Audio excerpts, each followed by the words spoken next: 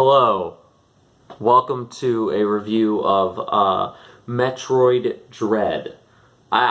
So if you watched my Metroid Fusion review back in August, I don't know, some summer months, you'll know that I've been hyped for Metroid Dread since it was announced at E3. Metroid Dread is the newest Metroid game on Switch. They announced it at E3, and it just had a super cool reveal trailer, and I was like, okay, this is going to be the time where I finally get into Metroid. I've played many Metroid games, and I never finished them. I don't know what that noise was, but now my voice feels a little clearer, so I just emptied out some, like, Emmy comes crawling out of my mouth. So I played Fusion, and I kind of made myself finish Metroid Fusion, because Metroid Fusion was a little bit rough. If you want to know more, go back and watch that review. I'll put a card up in the right corner. Why does it look like I'm, like, pointing back? I'll put a card up in the upper right corner. And then when Metroid Dread came out, I went and bought it day one. Metroid Dread, well, just to put it simply, Metroid Dread is incredible. Metroid Dread is the most addicted I've been to a video game. The most, like, addicted I've been to, like, a new game that just came out, sitting down and really diving into it forever. Because a lot of what I've been playing lately is I'm either playing an older game or something for a Let's Play, which is, you know, I can still get super sucked into a game when I'm doing a Let's Play. It's just a bit of a different feel. Or I'm playing something very casual that is just for me to enjoy. Like, I love Katamari for that. Like, sitting down and just casually playing a game for 30 minutes and do something else. Multiplayer games are great for that. Certain single-player games like Katamari are great for that. Those are games I haven't made videos on because I could make videos on them, but I just haven't, because there's something I more casually play over time. Metroid Dread is the most I've been like, okay, we're going to get sucked into a game, and we're going to sit down, and we're going to play it for like 4 hours, and we're going to just, like, dive into everything. I think it's the length of a play session that is key. When I'm Let's Playing something, or when I'm playing a very casual game, I don't always sit down for long gamer sessions. Metroid Dread was pulling out the long, like, I can't put this game down gamer sessions, which is particularly impressive, because one thing that I've said about Metroid in the past, in my Fusion review, is that when I play a Metroid game for longer than, like, an hour or two at a time, I start getting frustrated and forgetting basic mechanics and just, like, generally not playing well. That didn't happen with Dread, because Dread is so well constructed and so intricate and so intuitive, I think, is the big thing. It's got probably some of the most complicated mapping in Metroid. Its map is way more complicated than Fusion's, way less linear. It's up there with Super Metroid, probably more complicated even. But the difference is that everything is intuitive. The controls, outside of a few specific abilities that are activated in weird ways, but a lot of those are, like, late game abilities, the controls feel intuitive. The movement is smooth and intuitive. The map design is intuitive, and when you open up the map screen, there's so much detail given to you about areas that you've explored that that I was able to just, like, when I got stuck on something, I didn't instantly go for the Google. I wandered around the map. I looked up maybe like 2 solutions all game. I think I Googled, like, 3 times in this game, and one of the times was just super late game to get an optional collectible, because I had 3 out of 4 energy parts, and I wanted a 4th one so that I could get a full another energy tank before fighting the boss. So that's not even, that's just, like, completionist stuff. I very rarely resorted to looking things up online. Because it was so, like, when I didn't know where something was, I could just wander around the map and actually have fun wandering around the map. But I think that all goes back to the controls. Metroid has always had great cinematics, great art design, great narrative, like great world structure, all of that, and Dread has all of that. Dread has all of that amazingly.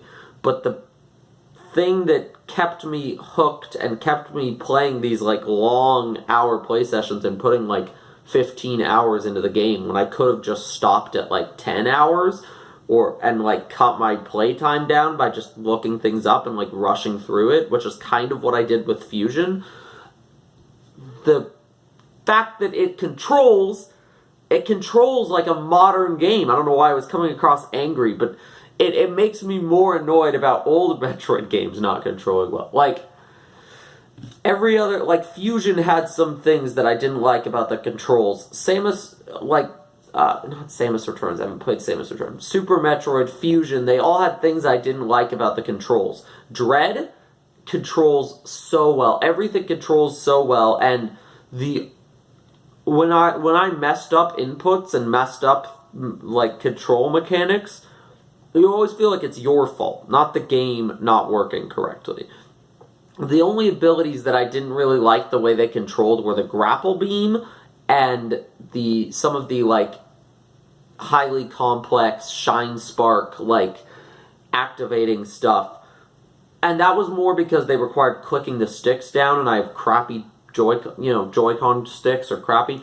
This is the first Switch game I've ever played where I'm like, I want a Pro Controller. If I replay this game, it's going to be on a Pro Controller because this game just feels like it would play so much better on a Pro Controller. The L and R buttons are so crucial to what you're doing, and they're so freaking tiny on Joy-Cons. Like, that was my biggest complaint. Nothing to do with the game. That was my biggest complaint about the controls. Had nothing to do with the game.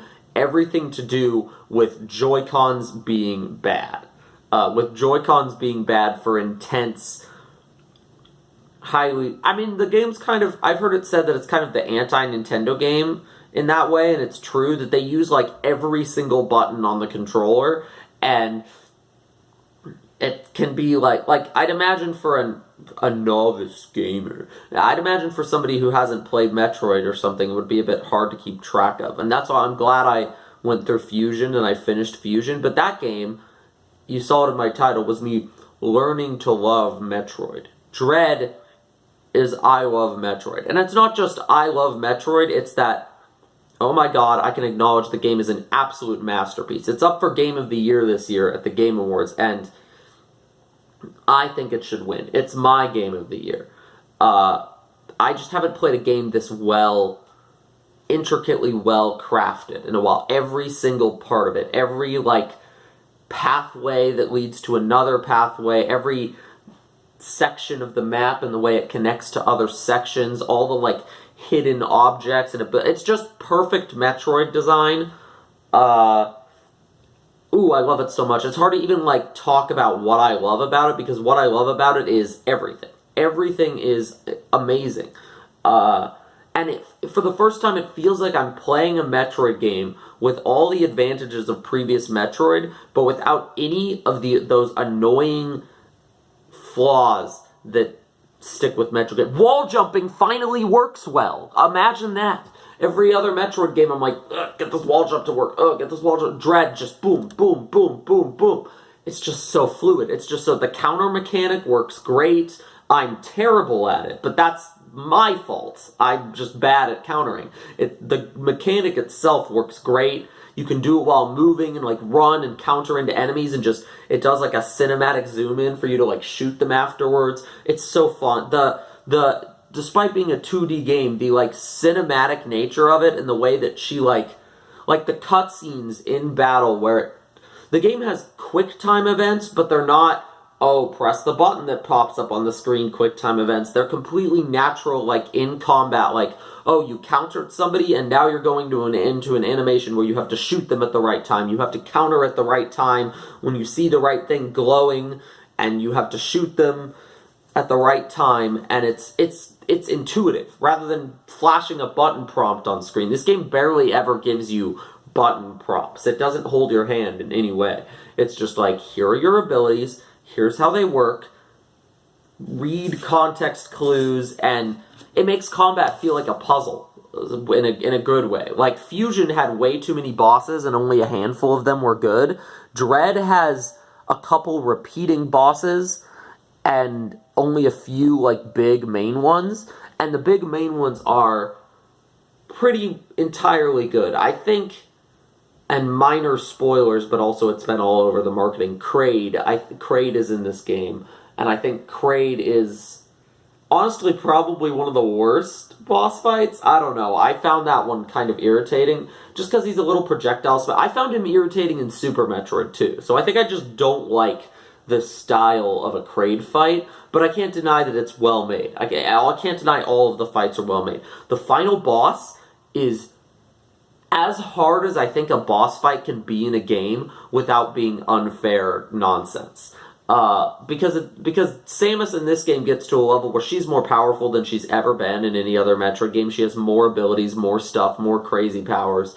And so to make a boss fight still challenging despite all of that, this is peak, like, challenging game design, where the game gets, where the power creep is where you are becoming more powerful than you'd think any game protagonist should be able to become, and yet everything else keeps scaling alongside you perfectly, somehow. Somehow they keep scaling everything perfectly.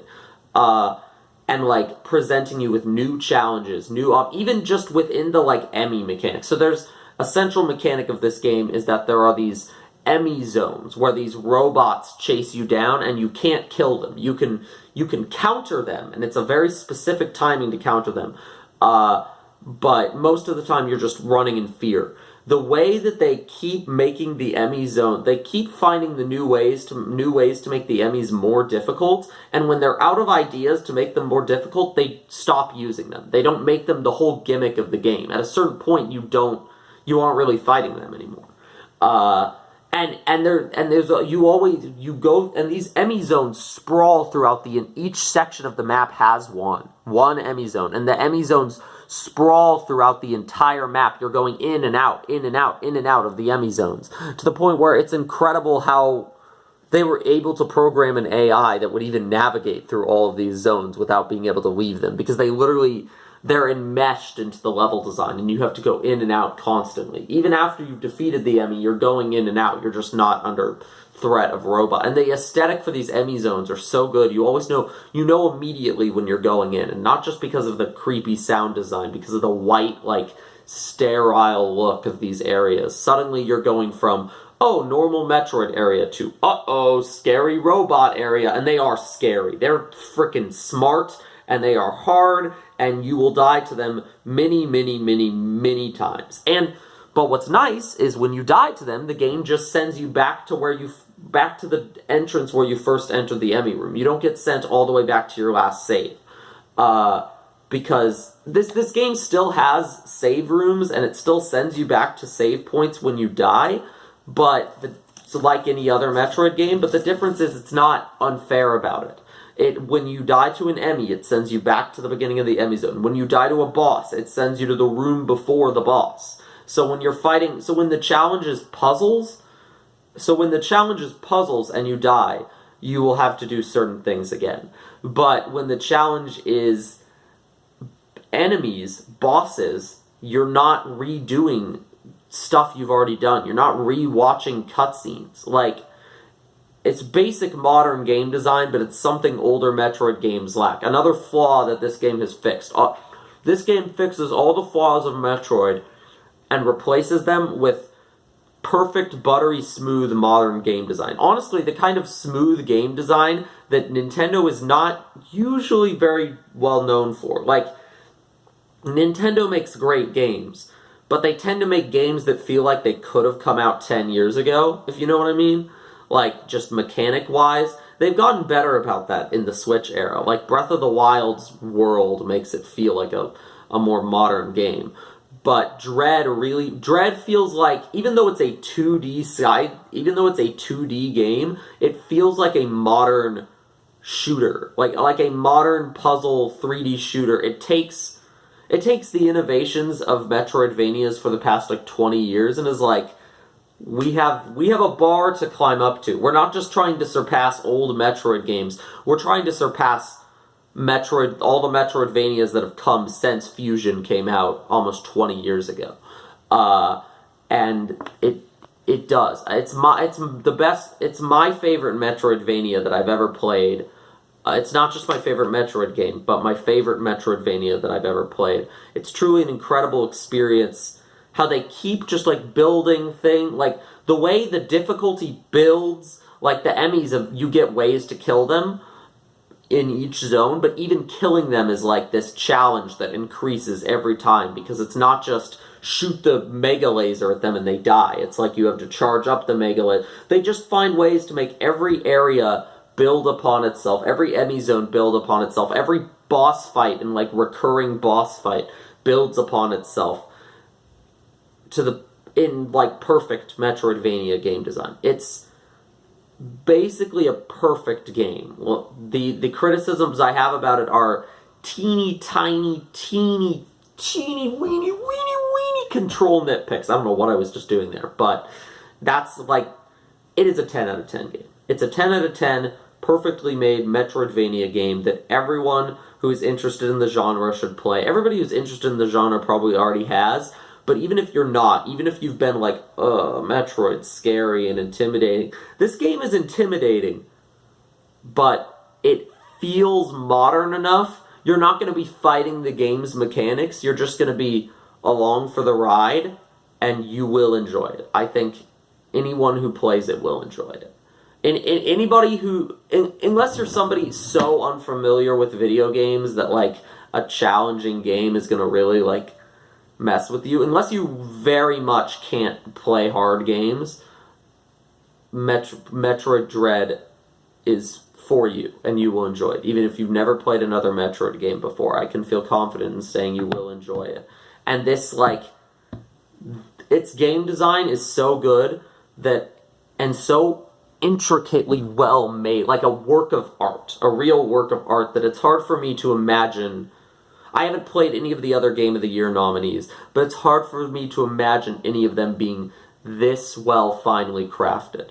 And that's why Metroid Dread is my Game of the Year, and I think it is the Game of the Year. I love Metroid. I can't wait for the next one. Ooh, it feels so good to play a Metroid game that I just no asterisks love. Ugh. All right. Talk to you next time there's a new Metroid game. And also, like, in anything else I review. I don't know what I'm doing. Just end the video. Arrivederci!